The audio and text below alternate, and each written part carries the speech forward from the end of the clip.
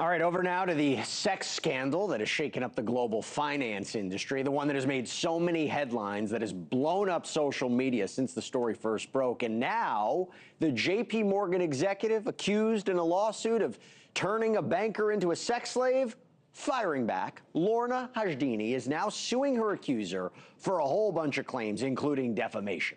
Now, this countersuit was filed yesterday in New York Supreme Court. In the counterclaim, Hajdini alleges that Chirayu Rana orchestrated a months-long campaign of false claims that destroyed her career and damaged her reputation. Her lawyer's writing, plaintiff's claims in this action are the culmination of a months-long campaign to smear Ms. Hajdini in the workplace to third parties, the press, and now this court with fabricated assertions of fact that are as false as they are heinous. His aim is to destroy her reputation for leverage to extort millions of dollars from Ms. Hajdini and their mutual employer, JPMorgan Chase Bank. Now, the countersuit also claims that Rana had made up eerily similar allegations of sexual misconduct against a former supervisor at a different company. Okay.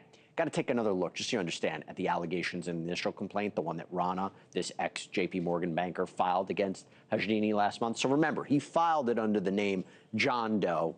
His identity was quickly revealed. And his lawsuit accused her of drugging him, sexually assaulting him, making racist taunts, threatening retaliation if he didn't comply with her demands.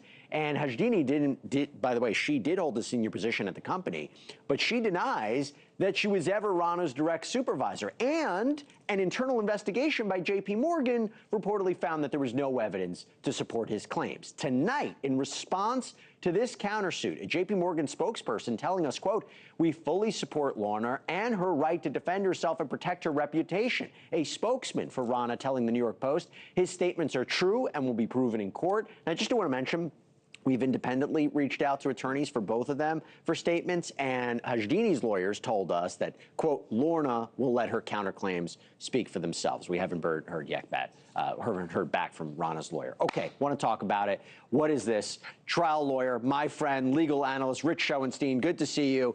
When this story broke, and I had a feeling she would file a lawsuit against them, I said she couldn't, she's under the law, she can't file a defamation claim if it's purely based on the legal filings. That's privilege, because otherwise, if you just go after somebody for defamation for something they say in a lawsuit, everybody will say everything in a lawsuit's fake.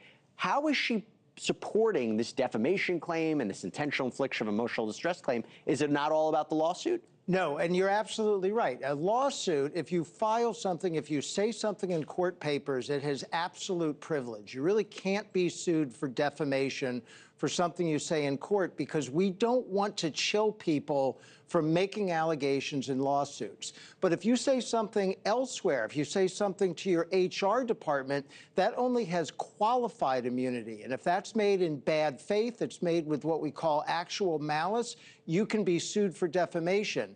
And if you just make something out in the street, or say something to people, or repeat the allegations that are in your complaint, on the news, or to people or to people in business, then you can be attacked for she's saying he told this to other people. That's right. That's a form of defamation. That's what the counterclaim says. The counterclaim says, yeah, it's all here in the lawsuit, but that he's been doing this for months. He did it at work. He's doing it to third parties. That's what they say. I guess my question is, she describes so much the damage to her reputation, the harm. I mean, look, if anybody's been following this case, her name has been plastered everywhere. They've been making memes of her. I think that's a fair argument. However, isn't it all based on the lawsuit being publicized? Doesn't it get kind of a gray area if she's going to be able to prove the harm from, if it's not from the law, if it's only from the lawsuit, she won't have a case? Sure, that would be an argument. If you got that far and you prove defamation, you have to prove damages. And they would argue that the damages are from the absolutely privileged statements, not from the defamatory statements. However, they're also seeking punitive damages, which you could, in theory, get in the defamation action. And also, Jesse, I don't think this counterclaim is necessarily about damages. She's putting out a statement so that you and I are on TV talking about it. that means, don't they have to go to trial? Don't they have to go to trial to prove whether or not any of this happened? I don't know. So that statement, by the way, she filed that before it was due. That's a very early filing of a counterclaim in the state court system, right? Just a couple weeks after the initial complaint. She wanted her side out. She wanted her side out herself in a qualified pleading filed in a court so that she's not. Does it have to go to trial?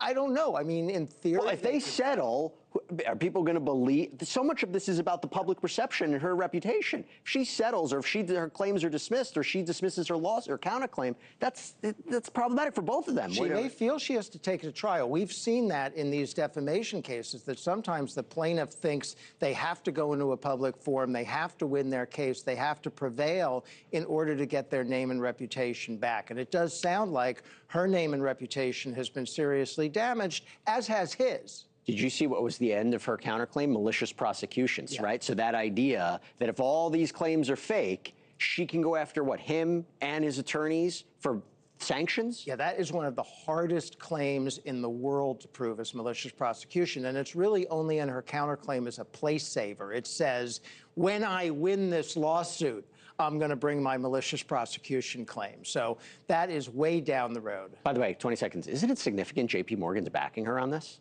JPMorgan's backing her on this. Well, no comment. They're backing her. So I don't know who's right. I don't know who's wrong. But presumably there has been an internal investigation of some substance, and it is meaningful. Will you come back, talk about it again? I'd love to. Rich Schoenstein, thank you so much.